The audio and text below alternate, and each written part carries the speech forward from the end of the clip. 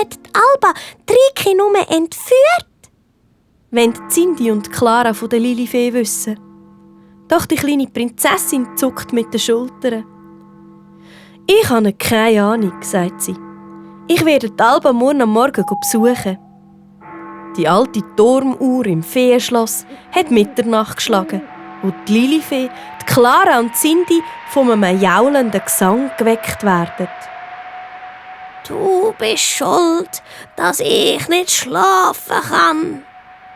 Die Prinzessin Lilifee macht das Fenster auf und traut ihren Augen nicht. Die Hex Alba kreist fluchend auf ihrem Besen durch die Sternennacht. Dann verschwindet Alba hinter einem Schlossturm. Wo steckt Alba denn jetzt? «Da hinten, Lilifee», flüstert Cindy. Die kleine Hex hauert still auf dem Schlossdach.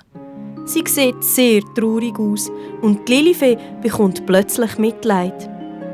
«Vielleicht fehlt ihr etwas», sagt sie. «Ich glaube mal mit ihr reden.» Cindy und Clara reissen vor Schrecksmaul ganz weit auf.